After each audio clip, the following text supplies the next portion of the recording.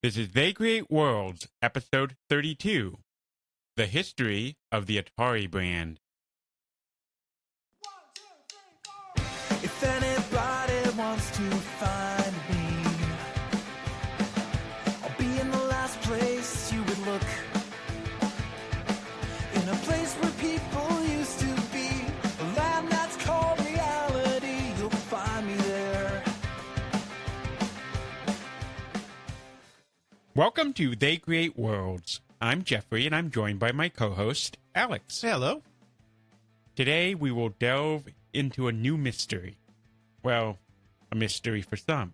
The history of the Atari brand.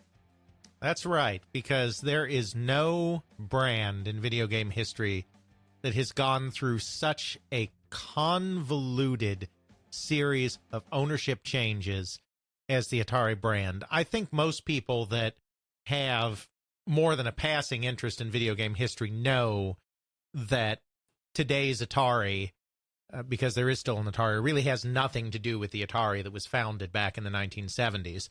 But there are certainly plenty of more casual history people and people that just don't follow the history of all that kind of still think that, oh, that's the same Atari that was around back in the day. It must be. It's got the same logo and everything. And it's like, no, not even close.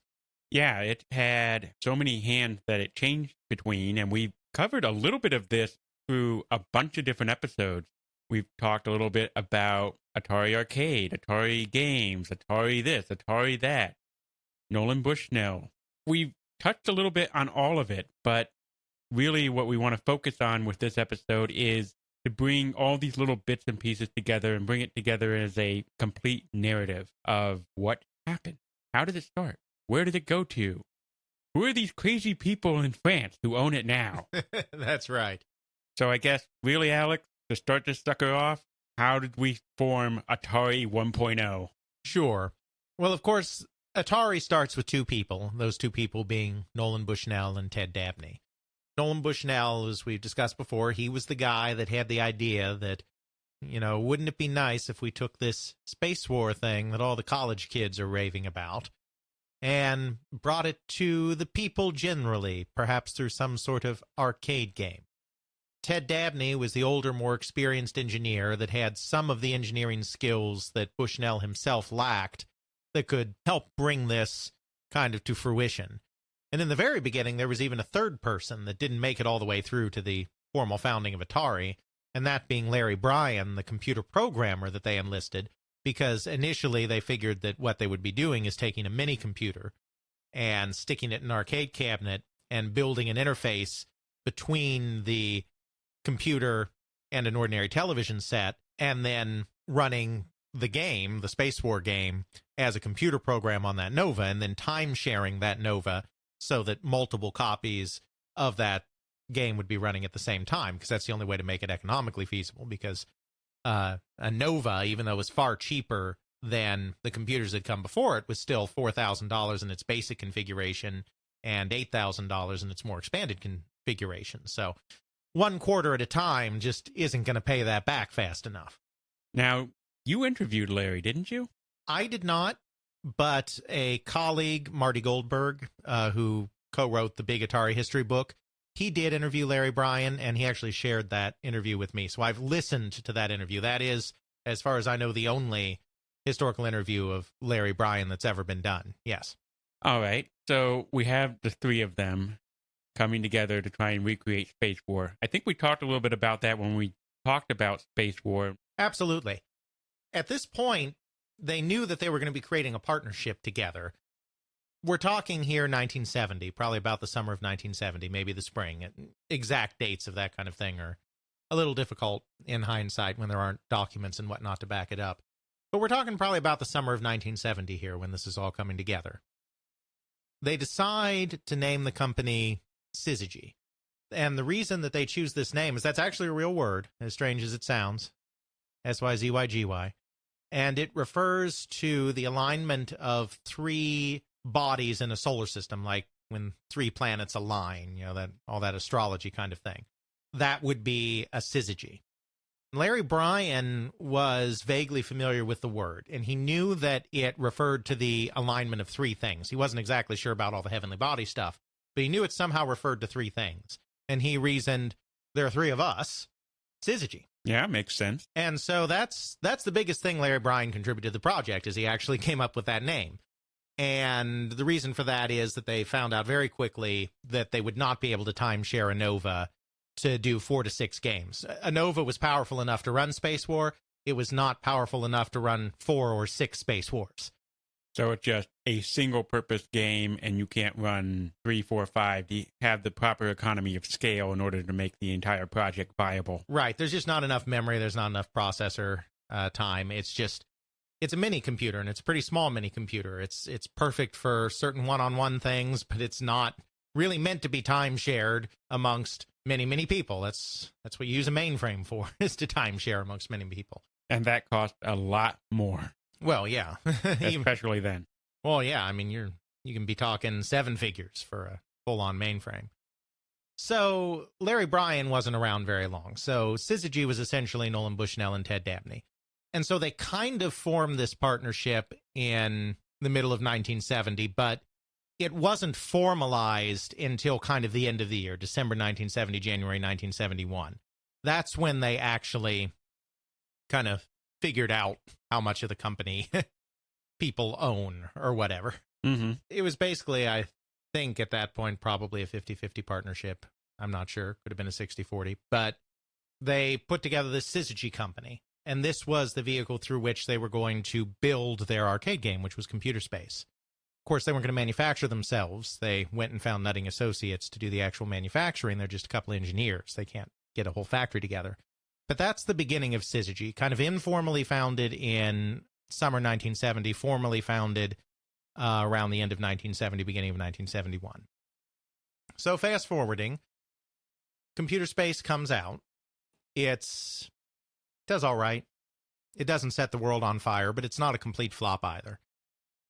Nutting is interested in continuing the product line because it does well enough that it's worth extending the product.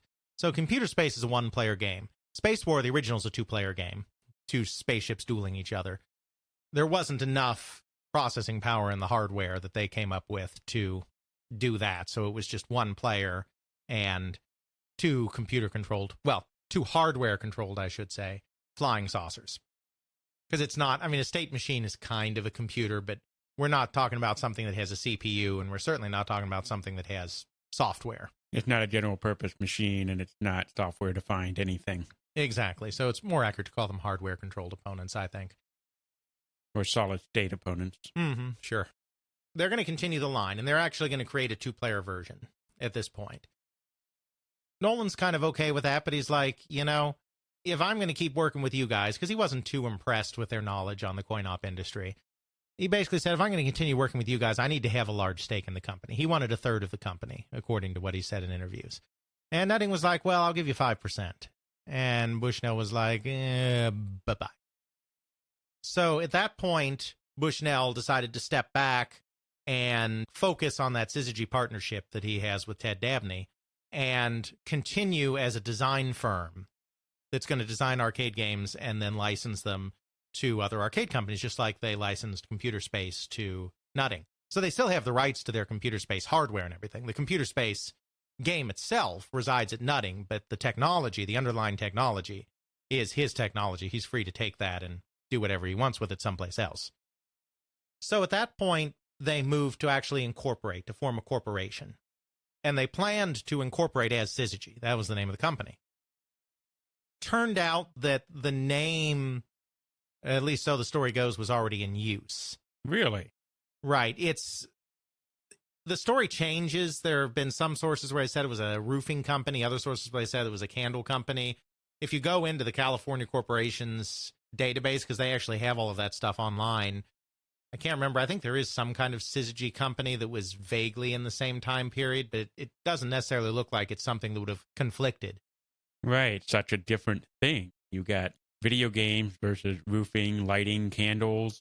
Right. Generally speaking, you can have the same name as another company so long as you're not in a similar business, which is why Apple Computers and Apple, the company that controls the Beatles catalog, have been at odds with each other for decades. Because they're both very high-profile Apple companies, but they're both allowed to be Apple because they're in very different fields. And that's why we have different names. They like to differentiate themselves. So you have Apple Computers, even though they dropped the computers part of it recently. Right. And you have Apple, I guess, Music, for lack of a better term. I think it's just Apple Corporation or Apple Incorporated. I don't think there's a right, but you can sort of think of it as like Apple Music and Apple Computers. Mm-hmm. Sure, that's fair. So for whatever the reason, whether that story is fully true or if it's being partially misremembered, the fact of the matter is they had to come up with another name. And so they submitted 3 names. You give some options, all taken from Go, because Nolan Bushnell was a fanatical Go player at that time, the Japanese strategy game. Atari was one of those 3 terms. I'm not a Go player, and I don't speak Japanese, but my understanding is essentially what an Atari is it's a board state where one of your pieces is considered to be in Atari if it is going to be captured by your opponent's piece unless you move it to an adjacent space.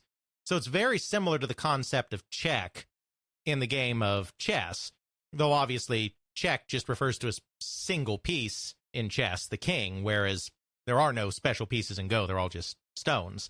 So it can refer to any piece, but that's what it means to be in Atari. And apparently that phrase is sometimes, it's not considered, my understanding is it's not considered polite to say Atari in the way that you say check in a chess match. So dedicated high-level players don't scream Atari at each other, but my understanding is sometimes a lower-level player or something, if they put a piece in jeopardy, might even call out Atari in the same way that when you put a king in check, you say check. So that's where the Atari term comes from, and that's the term that ended up being the name of the company. A lot of people just assume that Syzygy became Atari. That's true from a layman's perspective. I mean, that's close enough that there's nothing wrong with saying that. Technically, from a legal perspective, what happened is Atari was a separate corporation that was founded. And then Atari purchased Syzygy in return for the issuance of Atari shares to Syzygy partners. That's the technical corporate thing that happened. For all intents and purposes, Syzygy became Atari. It's just if you get down to the technical. So I guess from a legal standpoint, they did it that way so that they could retain all of the rights, properties, control. And it allowed them to kind of divvy up the company. I think at this point, it was something like Nolan Bushnell took 60% of the company, Ted Dabney took 30% of the company, and Al Alcorn, who was hired to be an additional game engineer and who created Pong, was given 10% of the company. And so they created Atari Incorporated. But they continued to often do business in the first year as Syzygy. They really liked that name. They actually used the name on Computer Space. On the control panel of Computer Space, obviously the Nutting Associates label is on there and everything. But they also included the phrase Syzygy engineered on that. That was kind of their way of saying, here's this other company that really came up with this. You may have Nutting Associates actually producing this and marketing it and all that stuff, but the brainchild behind the software is Syzygy. Right, and so they used that Syzygy name actually quite a bit in the first year or so of the company. In some articles and trade publications, you see them referring to Syzygy as the development company and Atari as the manufacturing company. I don't think that's strictly true from a legal standpoint. Syzygy company didn't exist anymore, but they liked having this dichotomy. And, I asked Nolan about this because I have interviewed Nolan, and he basically said at that point they had a track record. And so people knew that Syzygy was out there, according to him. How widespread that knowledge was, I don't know. But the basic idea is they didn't want to lose that connection as being the guys that created Computer Space. And by maintaining that Syzygy name, they could maintain that sense of connection. So it's almost like Syzygy was a subsidiary of Atari that they could use the name for and say... Well, what they did is doing business as, that's a term, a company will be officially incorporated as one name, and then there'll be DBA, another name, doing business as another name, which means that we do business under this name, but it's not technically the name we're incorporated under. So they were Atari DBA Syzygy. So almost like Google and Alphabet. Sure. Alphabet doing business as Google. Something like that. Though, in truth, they use the Atari name a lot, too. Mm-hmm. They didn't strictly use the Syzygy name, but they didn't want to lose touch with that. So Atari Incorporated was founded at the very end of June 1972. That's when it was incorporated. This is the company that did all the classic stuff in the bronze and the golden age of arcade games. This is the company that created Pong and created Breakout and developed the VCS and all of that good stuff. The Syzygy name actually fell out in 1973 because what happened is Nolan Bushnell kind of pushed Ted Dabney out of the company and bought his shares back from him. And Atari was going through some difficulty at the time that was going on. So Atari bought Dabney out of his shares in return for a promissory note. In other words, they took all of his shares up front, but they didn't pay for all of his shares up front. They went into debt. They gave him a note, and then there were supposed to be installments paid on that note until the company had paid off everything that was owed to Ted Dabney. But Atari was going through a very difficult period at this time. Atari actually almost went out of business, quite frankly, in 1974. It got pretty bad. So they were having trouble making payments on the note, and so they came back and said, okay, we know we're behind on payments, so here's what we're going to do. We are going to sell you we're going to give you the company's coin route. When they left Nutting Associates, they actually purchased a route of arcade games from the Nutting people. What's a route of an arcade game? As we talked about before, there's a 3-tier distribution system in the arcade. You have manufacturers that make games, that sell them to distributors, that sell them to operators. Mm-hmm. Operators put games on location. And an operator will have games in many different places. Most operators will have games in many different locations, different bars, different bowling alleys, maybe an arcade or two, etc. And so all of the locations that they have games in are their coin route. Okay. These are all the places that they collect the money from, that they service the games on, etc. So Syzygy/Atari actually had a coin route that they purchased from some of the Nutting Associates guys when they broke with Nutting. And so they had something like 50 games on location in nice. Different bars and whatnot. It was just a small extra source of income to keep them going while they were figuring other stuff out, essentially. What Atari did is Atari said, okay, we're behind on the note. What we're going to do is we're going to give you the coin route, which has some value. We're going to give you the Syzygy name. They actually gave him the Syzygy name to use on the coin route. And then we're going to replace the note you have now with another note that is for less money. So basically, they're saying, take our games as part of the debt we owe you, and then we'll continue paying down the rest of our debt on this new note. Okay, so you get these games, you get this name, you get a few other little things, and we get to pay you less money. Right. Now, according to Ted Dabney, they actually made him lease the games themselves. They gave him the route, but they didn't give him the games. He actually had to lease the games themselves that were on the route from Atari, according to Ted. But still, they gave him the route, and he ran that as the Syzygy Game Company. So that's when the Syzygy name becomes divorced from Atari, and there really is only one name at that point. There's just Atari. And so they start focusing solely on that Atari Incorporated name because they've gotten rid of the Syzygy name.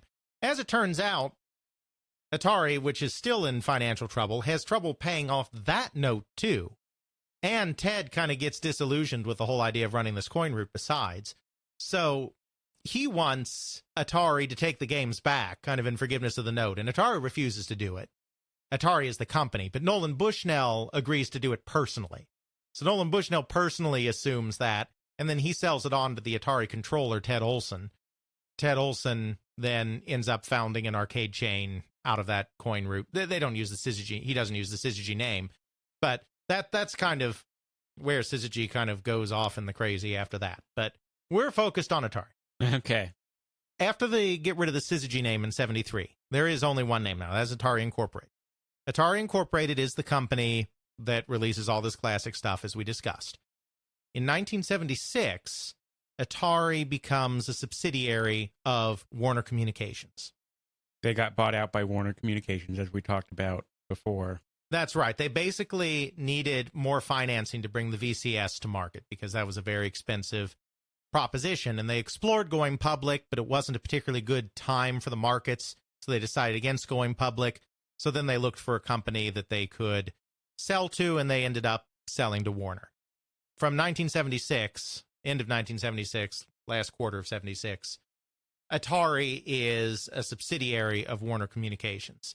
And Warner Communications is a public company. So in that sense, Atari essentially goes public. Now, it's not a publicly traded subsidiary of Warner. The only stock that's being traded is Warner stock. But Atari now has to report its revenues and its losses and all of that stuff as part of the larger Warner Communications empire.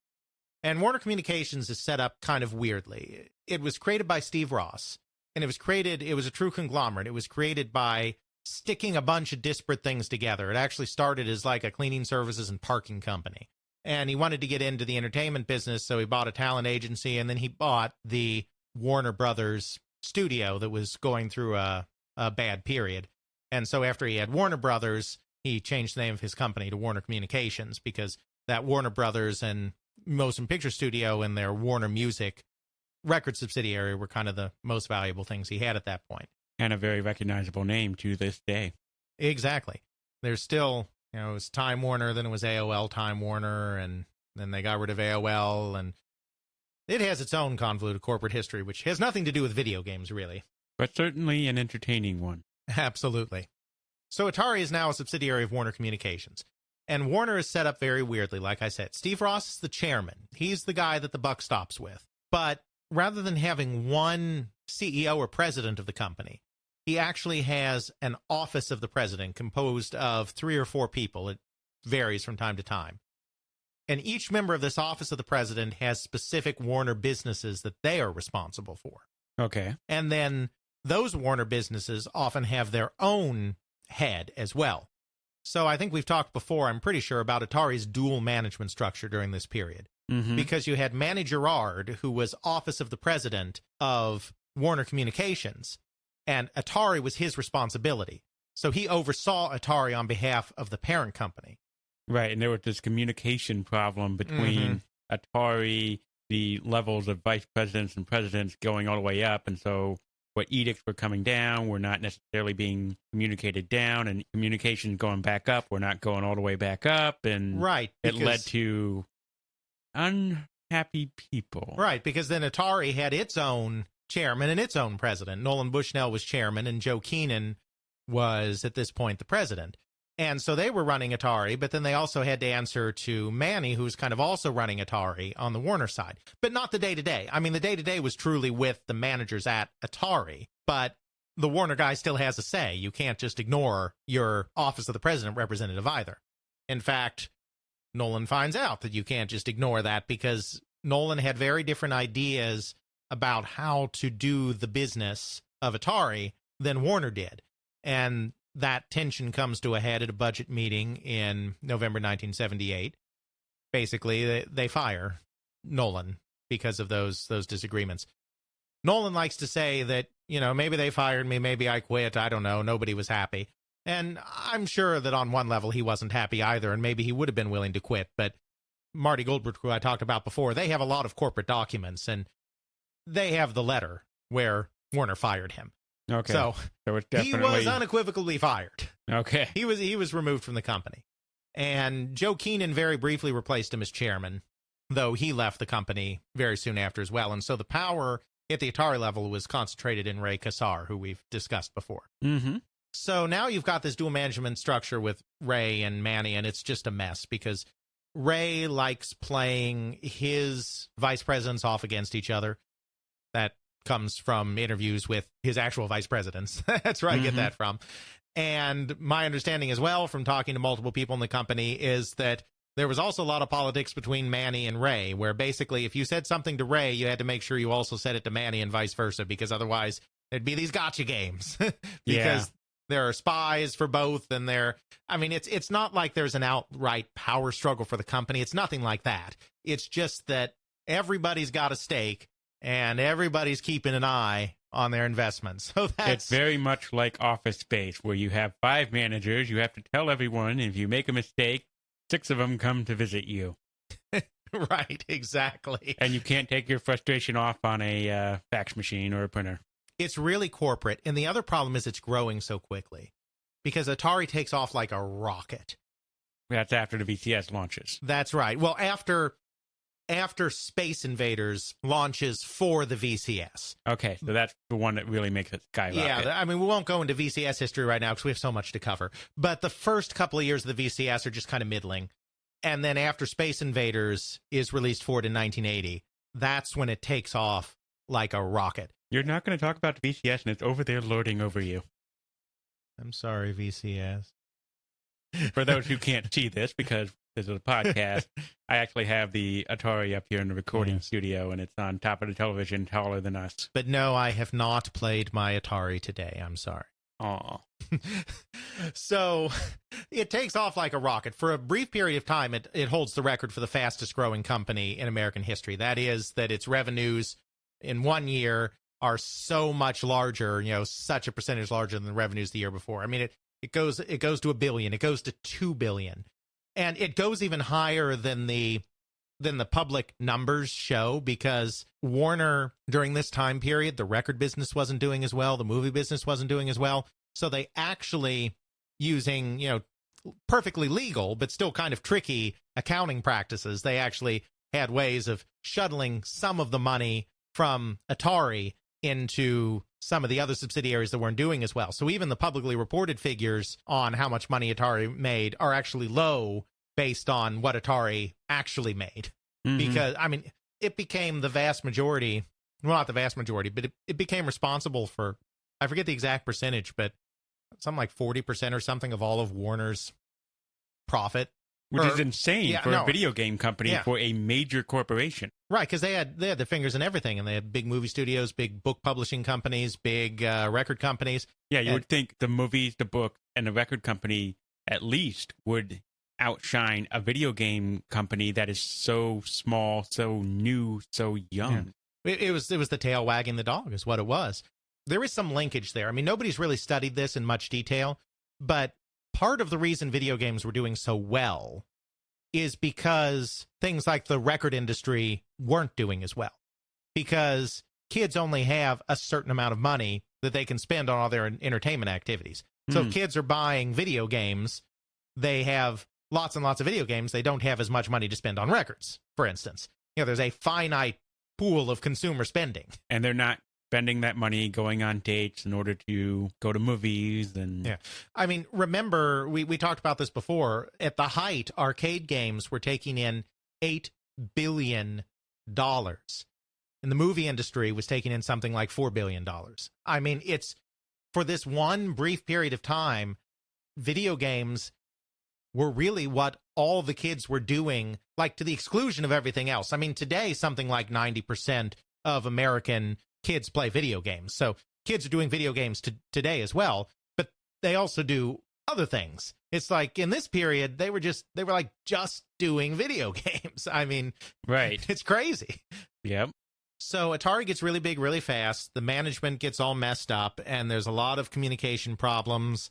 There's all of this mess that we've gone into some of it before. We'll probably, in our big crash episode, we may go into some more of it later. We won't get there. But the point is, for the purposes of this topic, that Atari has the meteoric rise and the calamitous fall very quickly.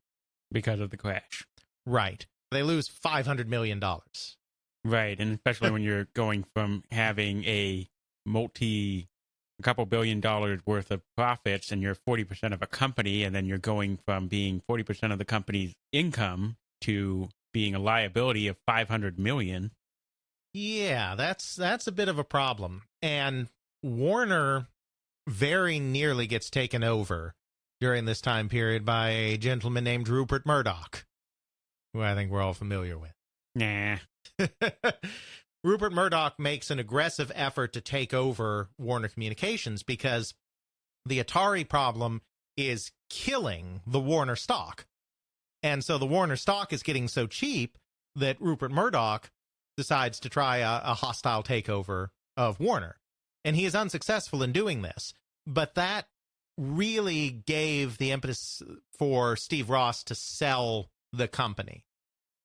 He couldn't wait for Atari to turn around because it's too much of a liability if you have it's dragging the rest of the company down so badly that you have people you really don't like trying to take you over. You got to cut something loose in order to stay afloat. Right. So Atari had to go. Or more specifically, and this is the important part, the home console and home computer divisions of Atari had to go. Not the arcade division. Right, because the arcade division is doing all right. We have talked about how there was a downturn in the arcade market at around the same time, and there was. But by 1984, skipping ahead now, the arcade market is already bottomed out, and Atari's arcade operation is not really doing all that terribly because it's much smaller. Right, and as we said before, it was a severe correction for the arcade industry, not a crash like it was for the home computer and video game industries. Exactly. Consoles. And the arcade division was always a more modest part of the total revenues, so it wasn't what was dragging the company down. It was all that console and computer stuff that was dragging the company down. So they had to get rid of those divisions. And this is where we actually have the first true split of Atari, where we have Atari something and Atari something else. And that's where we have this division of Atari Arcade and Atari Computer and Consoles. That's right. And so what happens is they end up selling that home computer and that console division to Jack Tramiel, the founder of Commodore. Jack Tramiel, of course, is the businessman who famously said business is war. He's the businessman who started that ruinous price war in home computers that we've talked about in previous episodes. And he's also the person that turned Commodore International into a billion-dollar company on the back of that Commodore 64. But Jack had his own problems in his company. And I can't remember if we talked about some of this before or not, but basically it was a Canadian company for a while, back in the 60s and 50s. And it was caught up in a the biggest, I don't know if it still is, but at least at one time, the biggest financial scandal in Canadian history, the Atlantic Acceptance Scandal. And that stuff's way too complicated for me. I'm not an economist. I'm not going to get in the details of what that was. But the important thing is because of that situation that they were caught up in, Commodore very nearly went out of business, and it had to be rescued. And it was rescued by a guy named Irving Gould, who bought a majority share of the company in order to keep it solvent. So Jack Tramiel was the founder of the company. He founded it with another guy, but the other guy wasn't there anymore. Well, he left at this time period, is what I should say. Jack Tramiel was the founder of the company, and he was the CEO of the company. But he no longer had control of the company. The majority of the stock was owned by Irving Gould. And this created a very tense relationship because Irving Gould did not really care about product. He did not care about computers. He did not care about anything except maintaining his very, very lavish lifestyle. Mm-hmm. I think we did talk a little bit about this. Yeah, I think we did. He wanted the stock to run. That's all he cared about. As long as the stock was going up, up, up, that's all he cared about. He didn't want to spend any money on anything. And so he would never give Jack enough money. Now, Jack was, we've talked about before, he didn't believe in doing a lot of marketing, and he didn't believe in giving people lots of money either. But he did believe in having enough money to at least get his product out there. And oftentimes it was a struggle to get Irving Gould to give him the money he needed to do that. Mm-hmm. And they had lots of conflicts over all sorts of things. Finally, it just reached the breaking point where they couldn't work with each other anymore, and Jack left. He resigned. He walked away from his own company that he built from nothing. I mean, it's kind of sad, really. Right.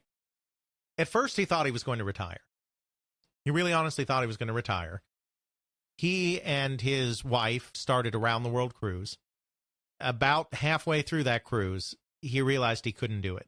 He couldn't retire. He needed to be back in it.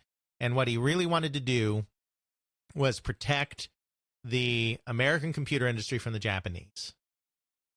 Because the Japanese, he thought, were coming, and they probably were. There was the MSX standard that was created in Japan. It was a partnership between a bunch of companies, ASCII, Sony, Yamaha, several others to create this kind of universal computer standard, similar to how VHS became a universal video cassette standard. Mm-hmm. And the fear was that once MSX became established in Japan, they were going to release it in the United States, and they were going to undercut the American computer manufacturers and do the same thing they did in all the other industries. I know we've hit on that point before, too. They took us out in steel. They took us out in automobiles. They took us out in consumer electronics, semiconductor memory. All of it. Now they were going to come for computers. And so Jack Tramiel felt that he needed to be the bulwark against the Japanese. And so he called off the world trip, he called off the retirement, and he founded a new company, Tramiel Technology Limited. This creates constant headaches trying to keep it right on Wikipedia. He actually deliberately misspelled the name Tramiel. You see, his name is Tramiel, but it's a Polish name. It's spelled Tramiel. And so when an American sees that, they think it's Tramiel. But it's pronounced Tramiel. And so he actually called his company, he named his company after himself, but he called it Tramiel, Tramel, Tramiel Technologies Limited, so people would pronounce it correctly. I guess that makes sense. So every so often on Wikipedia, someone will come along and try to change the name of it to reflect his actual name. And then you have to change it back and be like, no, that's right. He misspelled his own name deliberately because he figured it was more important that they say it right than spell it right. So he founds Tramiel Technology Limited, and he gets started. He brings in some Commodore people. There's still a lot of loyalists. And he has these Commodore people start work on a new computer, his newest low-cost computer that's going to help be this bulwark against the Japanese coming in and taking over everything. He knows he needs more than that, and he starts looking for existing technologies out there, existing whatever he can buy to kind of bulk up his Tramiel Technology Limited. And that's where this Atari computers and consoles come in. Right, and he wasn't actually looking at Atari. Warner called him. Really? He didn't call Atari. Warner called him. At first, Warner had been actually hoping to sell to Philips, the Dutch electronics giant. And they put a lot of effort into negotiating with Philips to buy the company, but Philips was interested in a partnership with Warner, maybe doing some kind of joint ownership, 50-50 or something. They were not interested in buying it outright. So after talking with Philips for a long time and not getting anywhere, they turned around and they called Jack Tramiel. What made them think to call him, especially with a new company? Well, I think that's exactly why, because Jack Tramiel was an established name in the industry that had just founded a new company, and they probably figured that he could use the boost, that he's someone that might take the whole thing off their hands. Okay, all the IP, technology, whole shebang. Right, and they were right, because he did. They had an intense negotiation. I think they negotiated over the 4th of July weekend, and by the end of that weekend in 1984, they had a deal in place. Now, again, this dual management thing, they never bothered to tell Atari that they were doing this. Oh. By this point, Ray Kassar has been fired, and tobacco executive from Philip Morris named James Morgan is now the CEO of the company. The first that James Morgan learns of the pending sale of Atari to Jack Tramiel is when he is called in to sign the paperwork selling Atari to Jack Tramiel. That's certainly a blow out of left field. Nobody knew this was going on at Atari. Literally no one. And there's a lot of confusion about what happened next. Confusion in the history. Jack Tramiel did not buy a company. Jack Tramiel bought assets of a company. He bought the assets of the console division, and he bought the assets of the home computer division. He did not buy the divisions themselves, which means he did not buy the people in the divisions. Kind of the common narrative that usually gets out there is that Jack Tramiel bought the companies and then fired nearly everybody. Which isn't the case. That's not technically true. Now, a lot of people lost their jobs, but it was actually Warner issuing the pink slips, because rather than Tramiel keeping the people he wanted and firing everybody else, what he was doing was hiring only the people that he wanted in his company. And it's more like what happened is Warner Communications goes and sells the assets and liquidates the company without telling the people, and then goes the next day going, okay, you're all fired and we're closing down these divisions. Right. That's pretty much what happened. And then Jack did hire some of those people. He met with everybody in those divisions and decided who he wanted to keep on. And who he wanted to keep on were mostly the people that he thought could help his home computer get built. Right. And at that point, you got a smaller company. He doesn't need to have two new big divisions brought in. Right. He just wants to cherry pick the people that he knows will help make his business work. And he has all of these assets and people who understand these assets. Mm-hmm. Yeah, it's not like he bought the divisions and fired them. That makes sense. You got right. pretty much Time Warner, for lack of better terminology, screwed over the Atari people in both those divisions. That's exactly correct. So what he did is then he reincorporated Trammell Technology Limited as Atari Corporation. Because part of those assets had the name? He had the name for the console and computer markets. Mm-hmm. It was a complicated split. He also had the home rights to any arcade game that Atari had created prior to the split. But he was not buying the arcade division, so he didn't have arcade rights to anything, and he didn't have rights to any Atari arcade products going forward because he wasn't involved in all of that. But yeah, he could use the name in the home, but he couldn't use it in the arcade. And the Atari that remained could use the name Atari in the arcade, but couldn't use it in the home. It was a mess, and they had to do a lot of sorting out to try to figure out who exactly owned what. It took some... I imagine. It took some lawyers to finally untangle all of that because they didn't sell him the company. They didn't sell him all the assets. They kept the arcade division. There was a phone division creating some kind of video phone or something called Atari Tel that was eventually shut down, but Warner kept that. So they kept a few parts of Atari. And they kept the company Atari. They didn't eliminate the company Atari. It's just that these two divisions, they kind of thrust on to Jack. And Jack basically did it all in debt. He bought it basically. He spent very little cash on it. It was almost all debentures. He didn't have to put any cash in up front, hardly any cash in up front. And so he got some of these assets and he hired on some of these people and he got to work kind of finishing his computer. The other misconception that people have is that Jack Trammell had no interest in the console business, that he was only interested in the computers.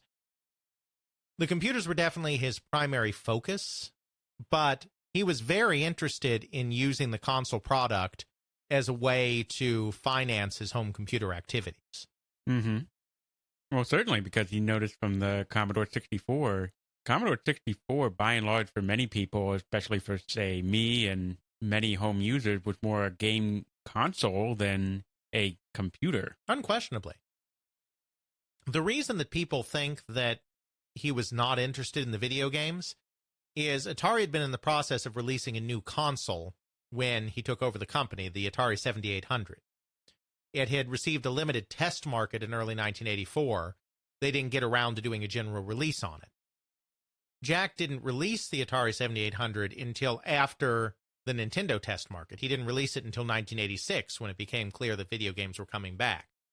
So the narrative that people formed without having all the facts was, well, Jack was clearly not interested in video games because he canceled the release of the 7800, and the only reason he released it was Nintendo got so big that, or looked like it was going to get so big that he figured he might as well release it. But this is actually more of the ridiculously complicated interplay between all of these entities. The Atari 7800 was not created by Atari.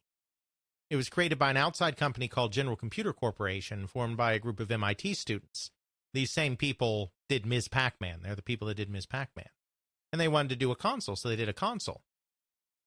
They made a deal with Warner for the console. You see, they didn't make a deal with Atari. They made a deal with Warner. Again, the cluster with Warner. Exactly. So the 7800 didn't come with the Atari purchase because it was owned by Warner. And so they had a big dispute because, you see, GCC hadn't been paid for all of their work yet. So Jack said, well, this is a deal between Warner and GCC. So Warner is the one that has to pay GCC for the work on the console. Mm-hmm. And Warner was like, okay, that's great, fine, but we're not going to pay them. If you actually want to ever release this console, you're going to have to pay them. So it was lost in limbo for over a year because GCC was owed money. Nobody could release it until GCC got paid for their work. And Warner said that Jack needed to do it, and Jack said that Warner needed to do it. And so nobody was getting paid. Right. And finally, Jack ended up having to do it, but because he wanted to release the system. But the point is, the reason they did not release the system was not because Jack didn't want to release the system.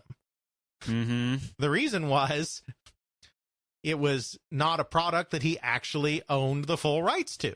Right. And also it explains why the 7800 was so different than anything else. You had effectively a completely different company making it and putting all the electronics in and designing it and all that. And that's why you have the interesting dial pad and Sure.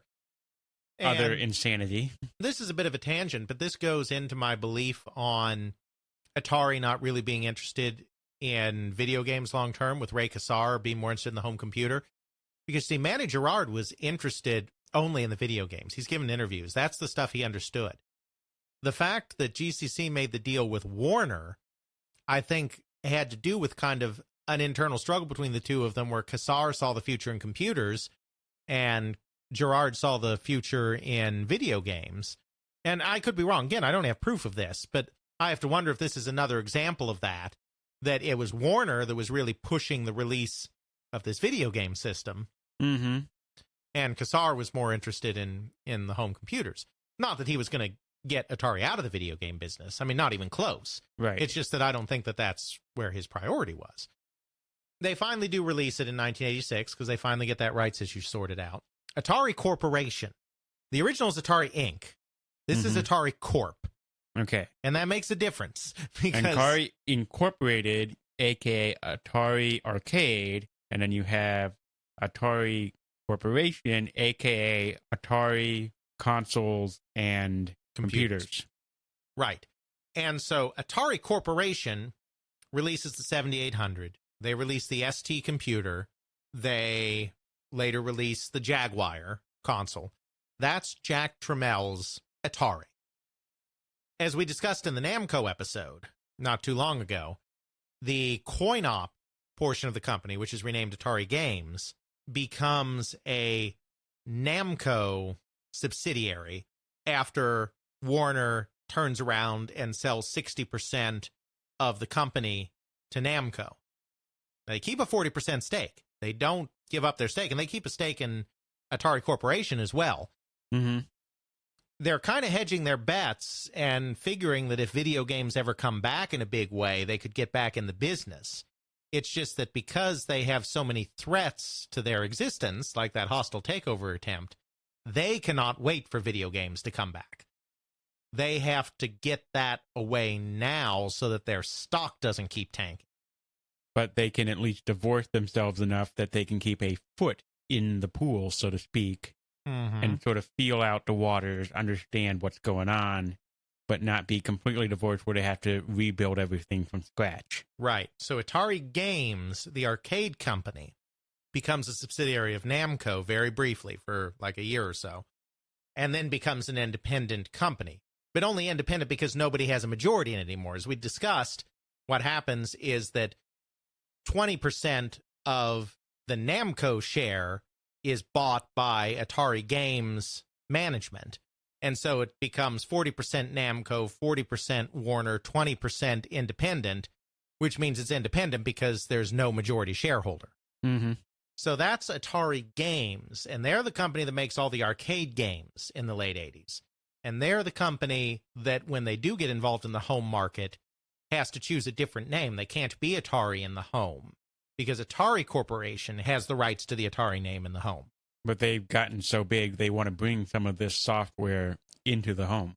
Right, because they not only have their own software, but they also have the Namco stuff. Because even after they're no longer part of Namco, even after they're independent, they have all the rights to the Namco stuff in America. They create a subsidiary called Tengen in order to enter the home because they can't use the Atari name. And if you may recall in your Nintendos, you may find little Tengen games scattered all about. Yes, I was always fascinated by Tengen because they were always in the catalogs, like in the back of comic books or whatever. They were always in a separate section. And that made them feel kind of mysterious. And of course, they were in a separate section because of the fact that they were not exactly on good terms with Nintendo due to the whole reverse engineering the NES thing that we've talked about. Mm-hmm. But Tengen is another name from Go. That's why they chose it. Tengen is the center of the Go board. That area is called Tengen. So that's the connection. It's still Even though Nolan Bushnell's gone and he was the primary source of Go naming, right? They just decided, yeah. They wanted to keep the theme going because they're still Atari, Mm-hmm. you know. Now you have Atari Games and you have Atari Corporation, and these two companies coexist through the late 80s and into the early 90s. And that's when we get a whole nother round of craziness going on. We'll talk about Atari Games first. Okay. Atari Games functions as an independent company until partway through the 1990s. And then what happens is video games get really big again. And not only do video games get really big again, but the onset of multimedia and the concept of interactive movies, et cetera, Think Mist. right, gets all of the Hollywood studios and whatnot interested in this whole video game thing. And you get what's kind of called the Sillywood era. It's a combination of Silicon Valley and Hollywood, but it's also clever because it was very, very silly. Mm-hmm. So this is kind of the Sillywood era of games, which is maybe worth its own podcast, actually, sometime. I think there's probably enough you can say about Sillywood to make it its own podcast. Well, So- I certainly don't know much about it. So won't go into detail, but the point is all of the media companies are founding their own game divisions again. Universal Studios, 20th Century Fox, MGM, Warner Brothers. Mm-hmm. Warner wants back in now. Yep. And so Warner forms Time Warner Interactive, an interactive division. And so Time Warner has this interactive division now, but they've also upped their ownership in Atari Games because basically in 1990, Namco decides to get more involved in the American arcade again on its own. It doesn't want to be going through Atari Games anymore. So it sells its stake in the company. Atari Games buys it back. So now they have an 80% control. Exactly. So now Time Warner has roughly, I think it's about 78%. But yeah, they have 80%, almost 80% of the company now. So it becomes, again, a subsidiary of Warner Communications, which at this point is a subsidiary of Time Warner.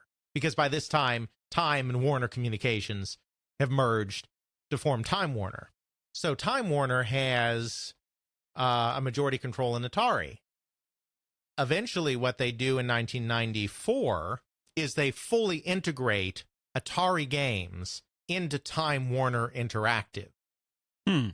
So the arcade subsidiary and this Sillywood interactive movie, et cetera, company come together and become one company, which is Time Warner Interactive. So at this point, they maintain the Atari Games name in the arcade. Mm-hmm. Because Atari is already such an established name in the arcade that they don't want to get rid of that name. Tengen goes away at this point. Tengen becomes Time Warner Interactive California because Time Warner Interactive is already involved in the console space, and Tengen hasn't exactly acquitted itself well in the console space in the sense that it's completely and thoroughly pissed off Nintendo to no end. So that's the end of Tengen, which becomes Time Warner Interactive California. Though it's still based in Milpitas, the same place where Atari Games is. So it's, It's just names. it's a cosmetic. Yeah, it's a cosmetic thing. It's just names.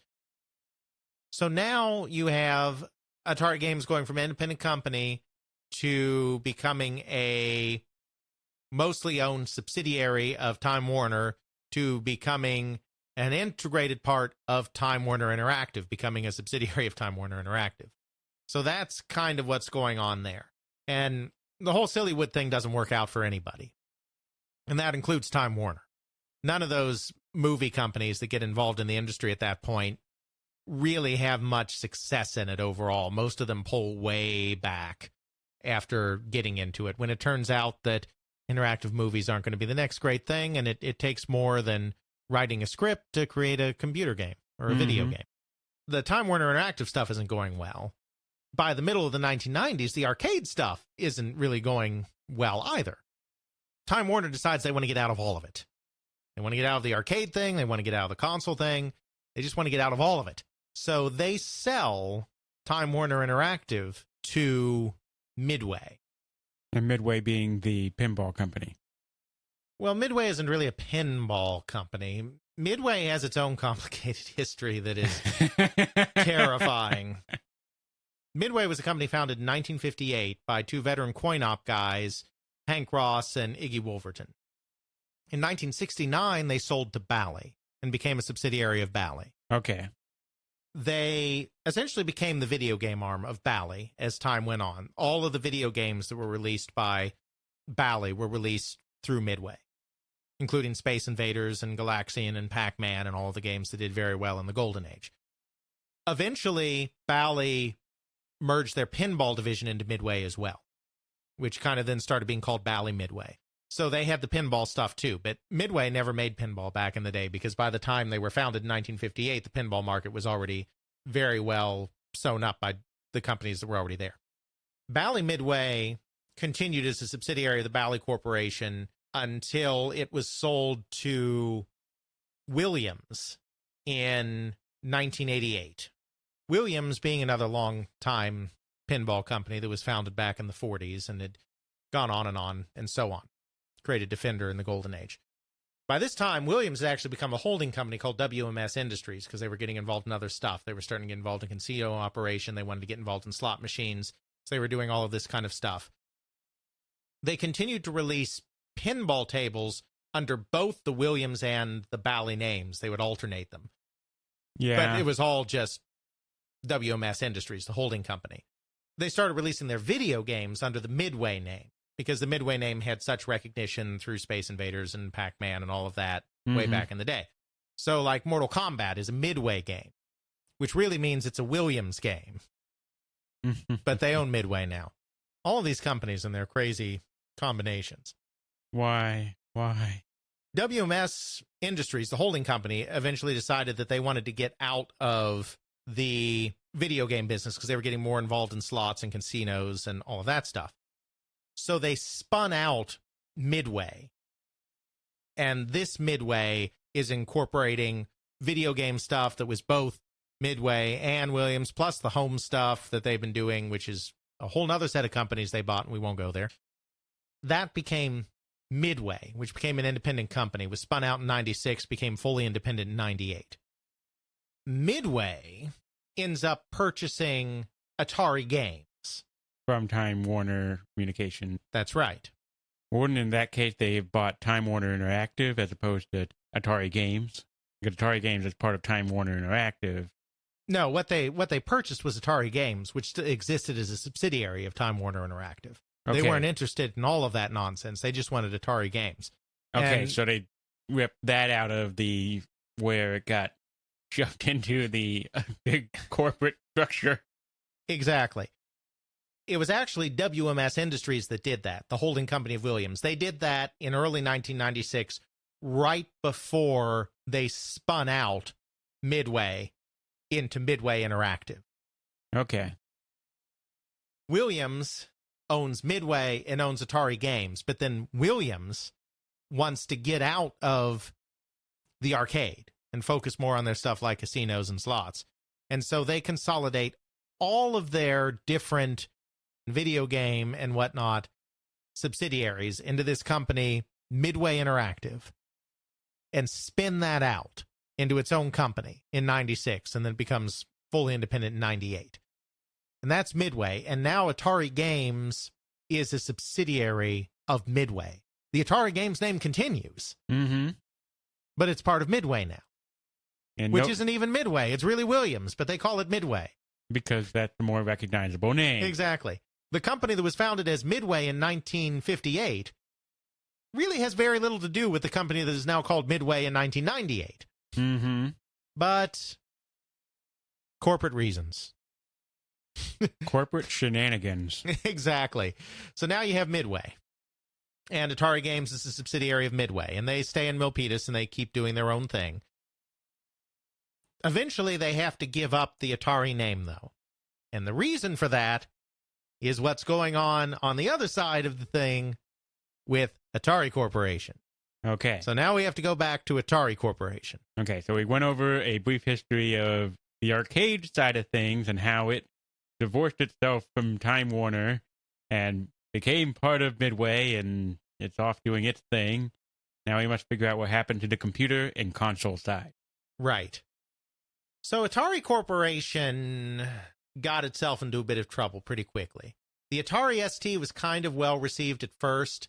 It was called the Jackintosh because it was kind of Macintosh-like, but cheaper, as Jack Tramiel is liable to do. Mm-hmm. And it got a little bit of momentum, but it ends up being overshadowed in a lot of ways by the Commodore Amiga. Plus, the home computer concept basically just dies in the United States in the mid-'80s after the ruinous price wars. The Atari ST and the Amiga do some business in Europe, and the Atari ST does pretty well in Europe, but again, the ST ends up being overtaken by the Amiga in Europe, too. So the ST's not doing that great, and at the end of the day, they basically have to start making PC clones like everybody else. Mm-hmm. At the same time, they're having real trouble with distribution, because Jack has a way of really pissing off retailers. See, when he had the Commodore 64, he decided he wanted to move computers from specialized computer stores into mass-market merchandisers like Kmart. So he gave a nice deal to mass merchandise stores like Kmart to stock the system. Because he gave them a nicer deal on his end, they could sell it for cheaper on their end. Mm-hmm. So without giving any warning to his computer retailers that he did business with, that the market was suddenly about to be flooded with cheaper computers, They get a surprise one morning when they go, "Why is no one buying my computers anymore? that's right. Why are they all going to Kmart? Right. Let's look at Kmart. Why are they selling the exact same product I have for $100 less?" Now, logically speaking, if you're going to get into mass market retailers, they're going to undercut computer stores. But the important thing is that he didn't give any of his existing customers a chance to clear out some of their inventory before suddenly unleashing this flood of cheaper Commodore 64s through mainstream mass market retailers. Right. He didn't give a professional, courteous detail of, hey, this is coming down the pipeline, giving you a heads up, you might want to not buy so many. Right, and so that basically ended any loyalty that computer stores would ever have towards Jack Tramiel. So when it came time for the Atari ST, by this time the price wars had destroyed the home computer market, so stores like Kmart weren't interested, you know. So he had to sell through the computer stores and electronic stores, you know, Circuit City or whatnot. And they weren't interested in doing business with him anymore. Nope. To a large degree. So he had a lot of trouble getting distribution for the ST. So he decided that he would buy his own distribution. He bought an electronics chain called Federated. Turned out after he bought it that Federated wasn't doing nearly as well as he had been led to believe. I mean, he knew they were kind of in trouble. That's why they were for sale. But he didn't know they were quite in that much trouble. And so the purchase of Federated really drove things down as well. And they weren't making any headway in the video game market with the 7800 against the Nintendo juggernaut. The ST was being overshadowed by the Amiga, and there wasn't much of a home computer market in the United States anyway. No money for you. They got into some difficulty, and they did start making PC clones. And they started focusing more and more on video games, they kind of figured they couldn't make it so well anymore in the computer market, I think, because their specialty computers weren't selling, and their clones weren't going to get the same traction as the clones from companies like Compaq or Packard Bell or Dell, some of these companies that are doing really well in the clone market. Jack Tramiel actually mostly retires in 1988 and hands over the company to his son, Sam. He remains chairman of the board, but Sam becomes the president. And Sam refocuses the company on the video game industry. That's when they do the Jaguar. But that doesn't work very well for them either. The Jaguar is pretty much a failure.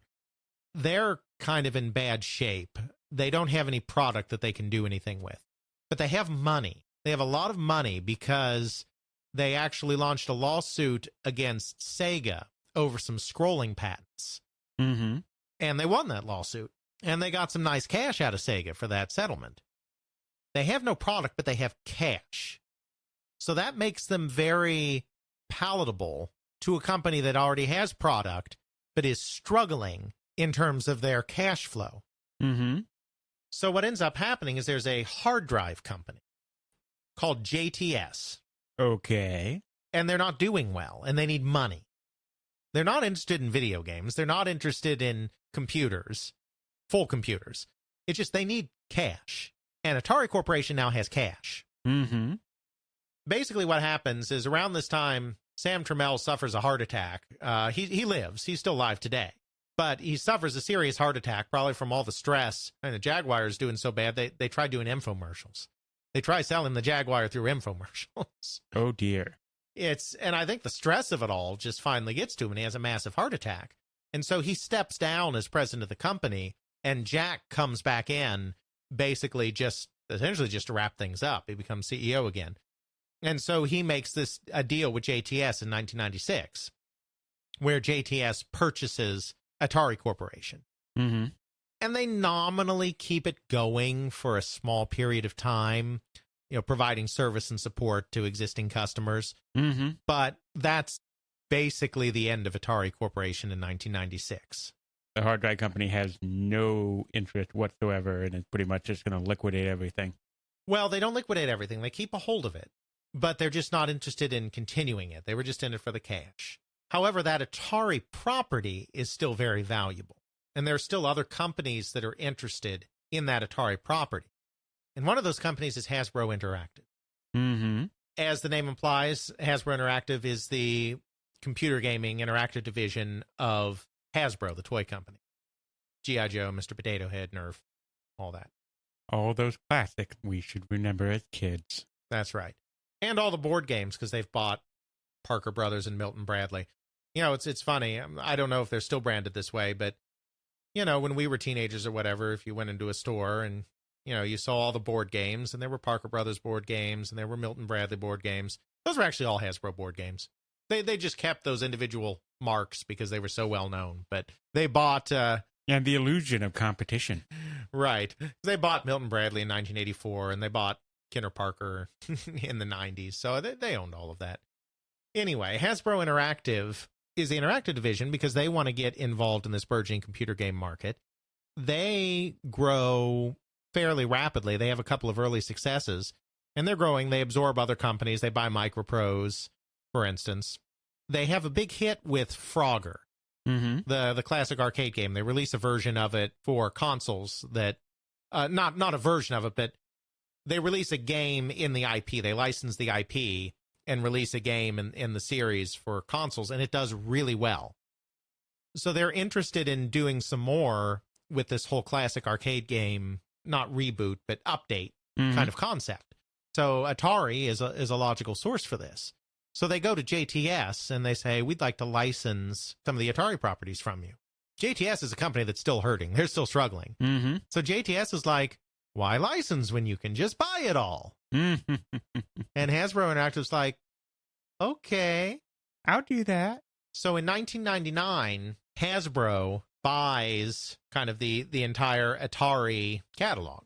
So they get control of the Atari computer and home gaming suite. Exactly. All of that stuff that had gone to Trammell and Atari Corporation and then went to JTS is now part of Hasbro Interactive. And it's important to still point out at this point there are two Ataris still. That's right. So in 1998, I said 1999 a second ago, but it was actually 1998, Hasbro Interactive controls all the Atari assets that were controlled previously by this JTS Corporation. Mm-hmm. And they establish technically a separate subsidiary HIAC to kind of administer the Atari properties as a part of Hasbro Interactive. And they start releasing old Atari properties like Centipede and Missile Command and all of these kind of classics in various retro gaming collections. They start cashing in on that Atari property.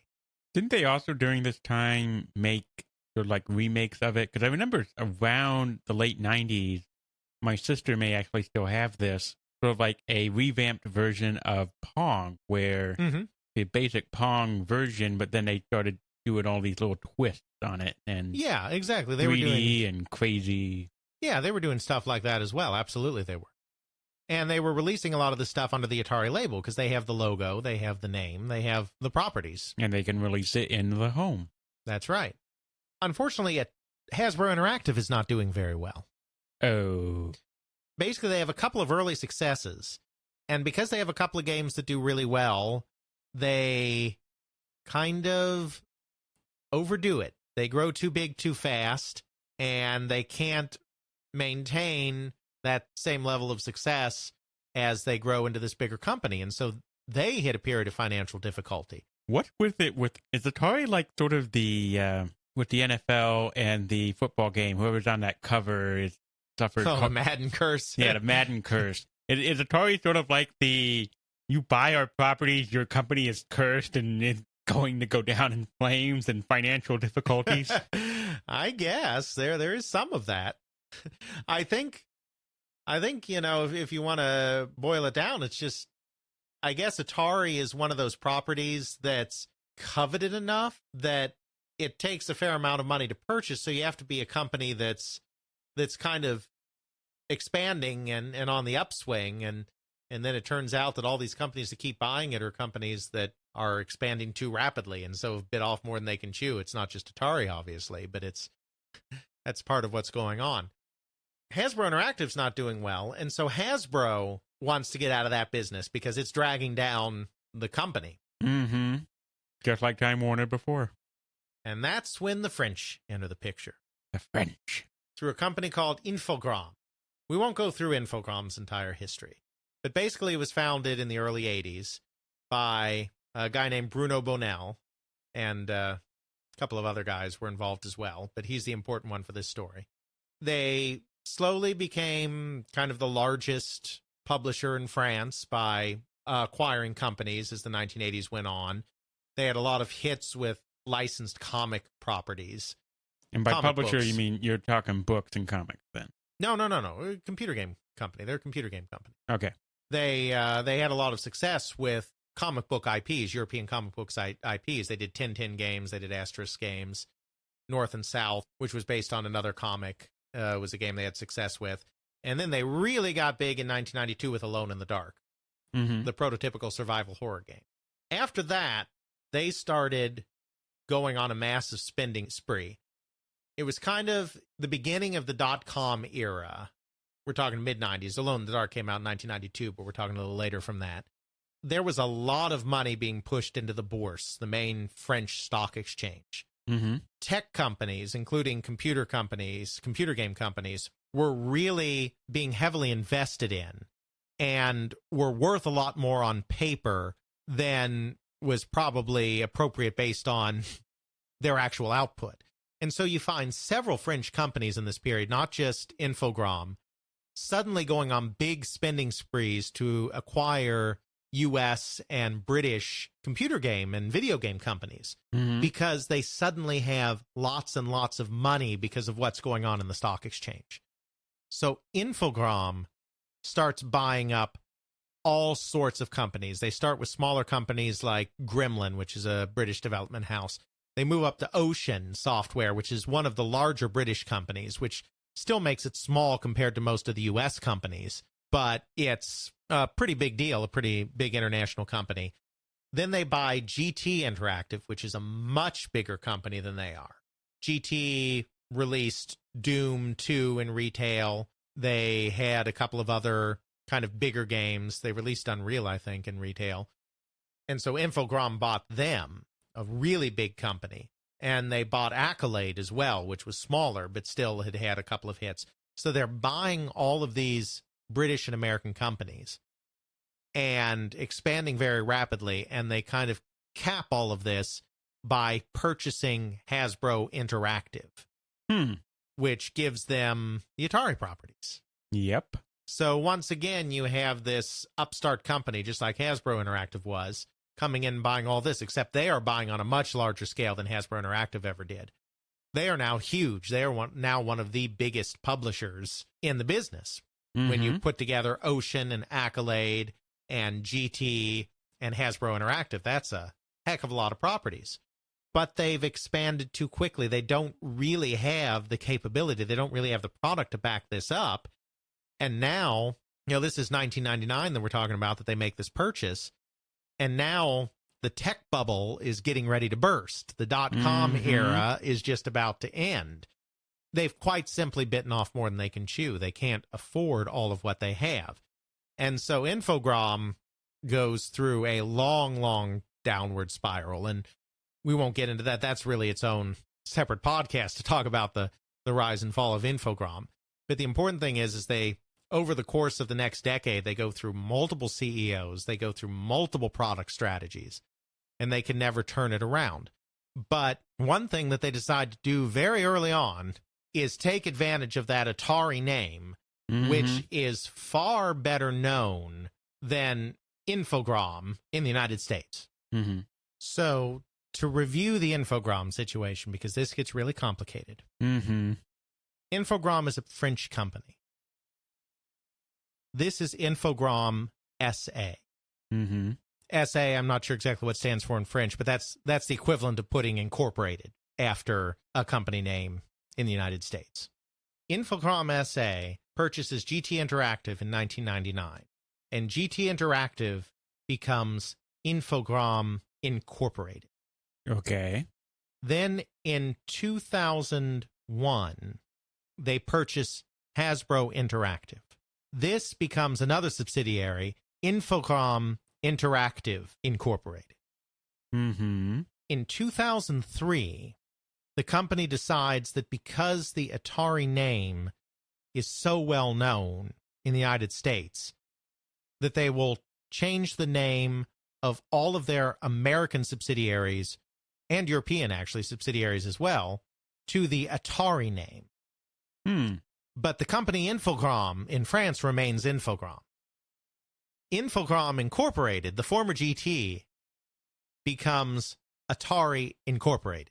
And Infogrames Interactive, the former Hasbro Interactive, becomes Atari Interactive.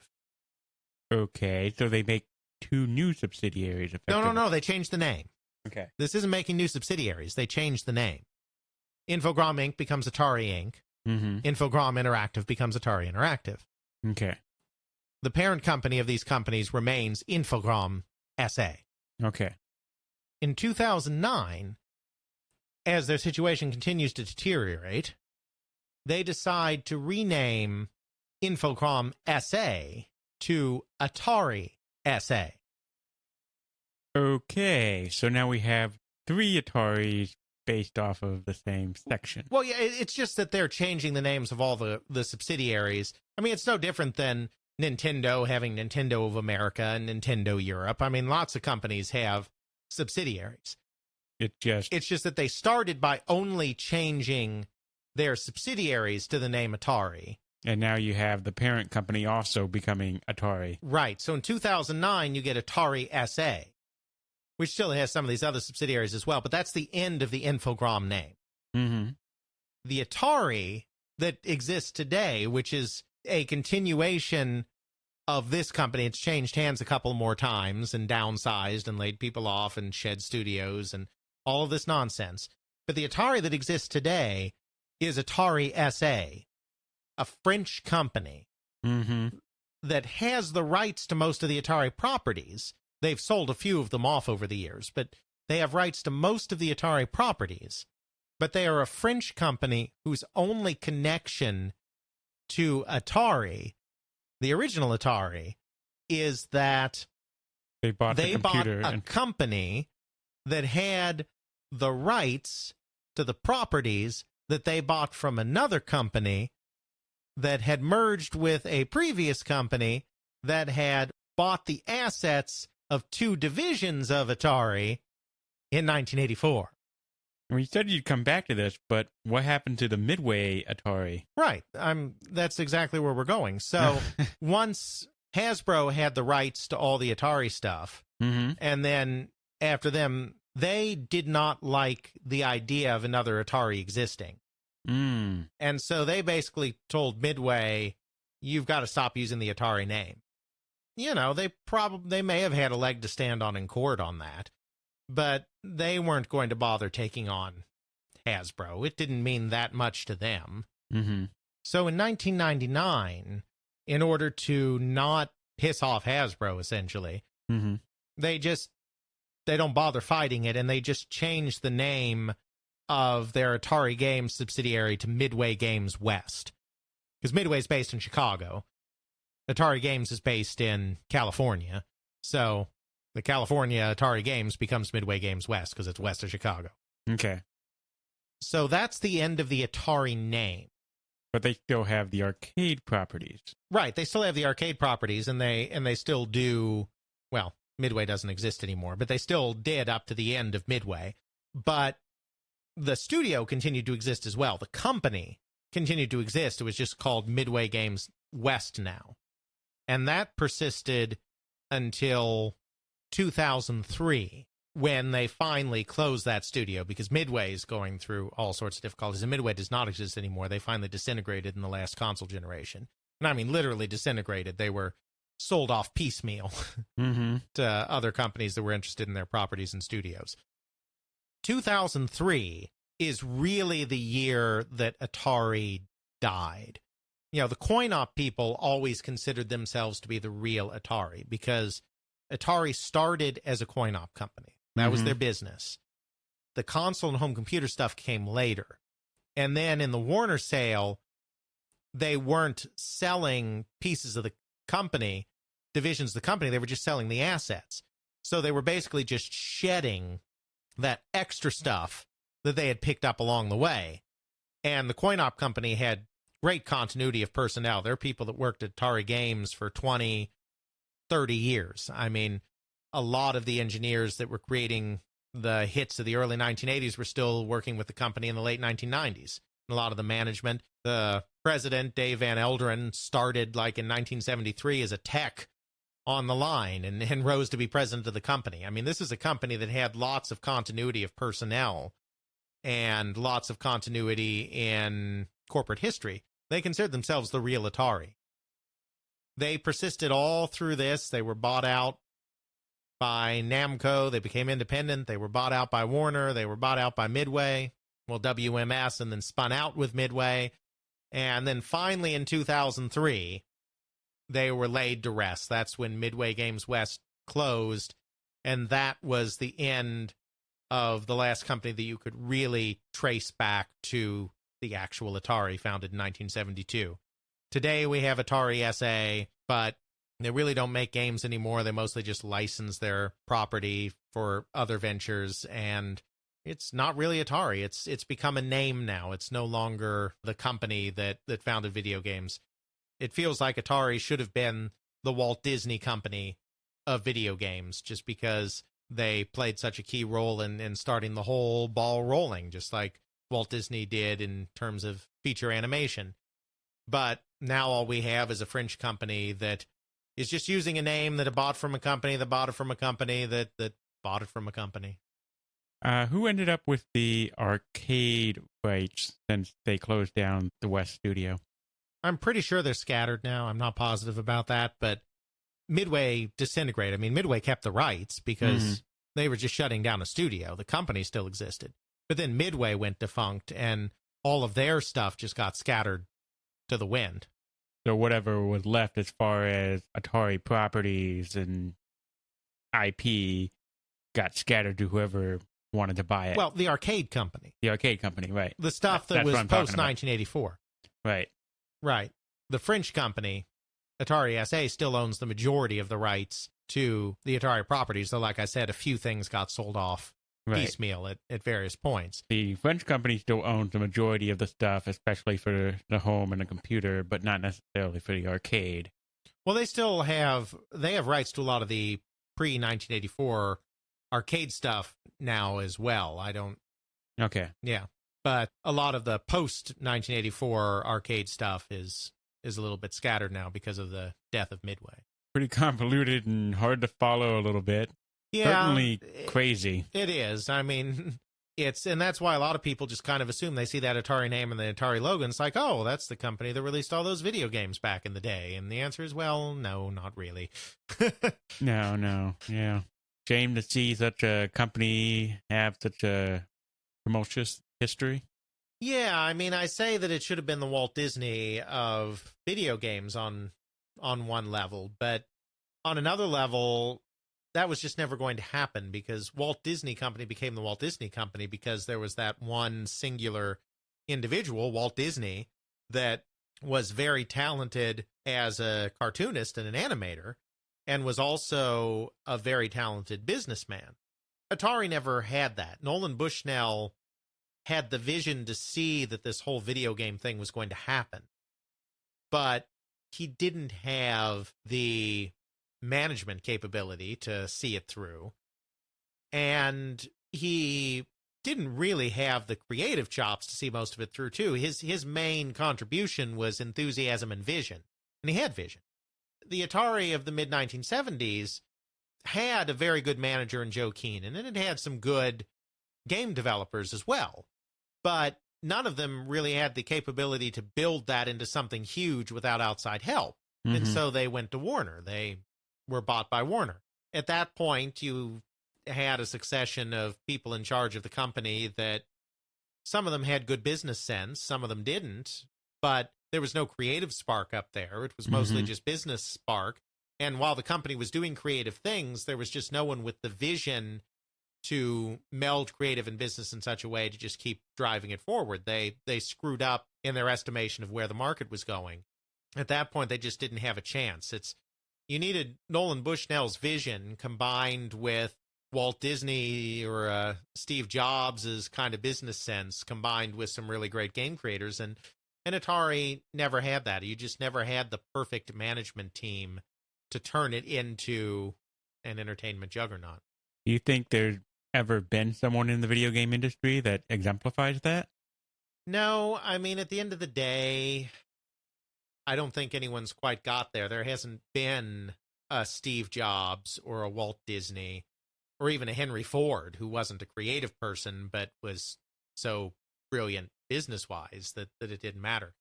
I mean, you have someone like Trip Hawkins with Electronic Arts who may come closest to combining those qualities of everyone that's been involved in the business so far.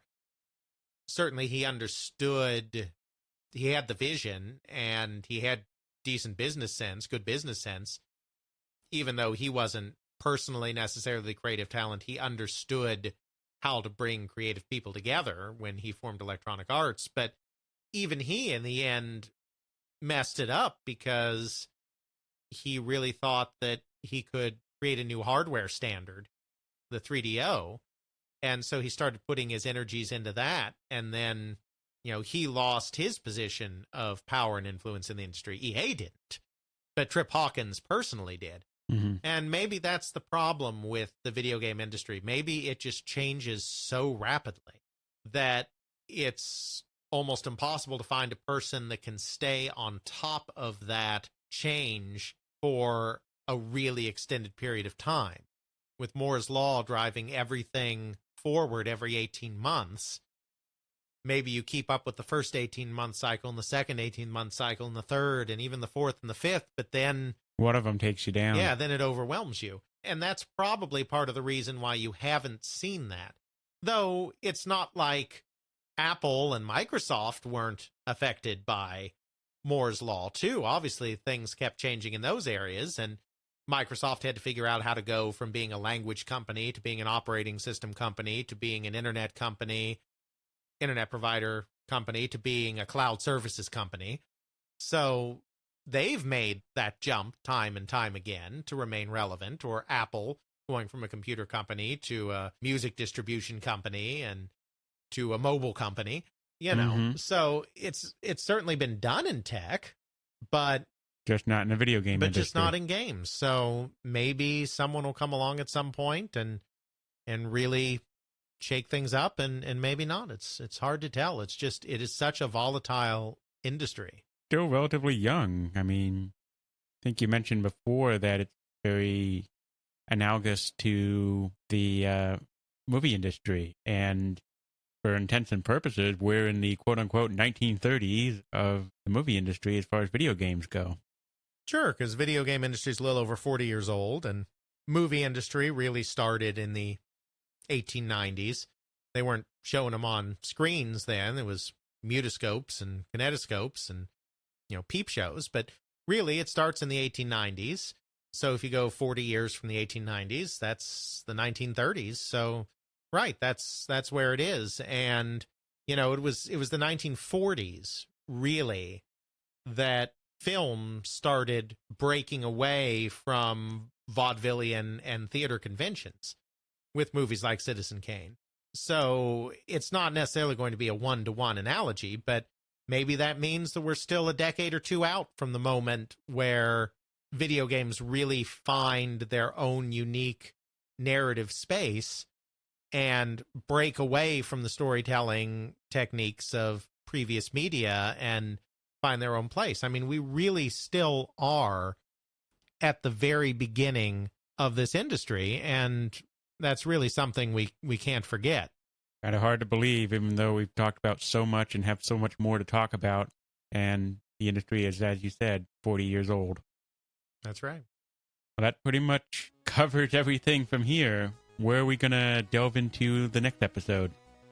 Well, I think it's about time we revisited a company that we've already discussed a little bit in the past, which is Sega Enterprises. And the reason for that is there's a new book out, a very excellent book, by the way, called Playing at the Next Level by Ken Horowitz, who runs Sega 16, which is the most authoritative source on the internet for information on the Genesis era at Sega. And he's written this book, Playing at the Next Level, that kind of discusses the history of Sega of America from its inception in 1986 until Sega got out of the hardware business at the beginning of the 2000s. It's not going to be a book review. It's not going to be covering the same exact material that he covers. He's very focused on how the individual games got developed. But I figure since Sega of America is kind of in the news, so to speak, right now, that it would make sense to continue our journey through Sega that we started way, way back in the early days of the podcast and kind of examine what was happening with Sega a little bit more in the 80s and into the 90s. Alrighty. And if you want to go over what we've already discussed, the episode is Sega The Untold Story. And as Alex said, way, way back in episode 5. So if you listen to that, sorry for the poor audio quality. But if you want to catch up, certainly check that episode out. And we will continue the saga of Sega next time on They Create Worlds. Check out our show notes at tcwpodcast.podbean.com, where we have links to some of the things that we discussed in this and other episodes. You can check out Alex's blog at videogamehistorian.wordpress.com. Email us at tcwpodcast@gmail.com and follow us on Twitter at tcwpodcast. Intro music is Airplane Mode by Josh Woodward, found at joshwoodward.com/airplane mode, used under a Creative Commons Attribution License. Outro music is Bacterial Love by Roland Music, found at freemusicarchive.org, used under a Creative Commons Attribution License.